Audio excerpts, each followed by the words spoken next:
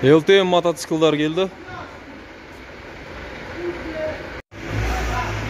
LTM'ді білмейтін, естімеген, айдап көрмеген ағайындарға кішігірім айтып кетейін. 200 куб LTM балансировочный валы мен односторонний клапан.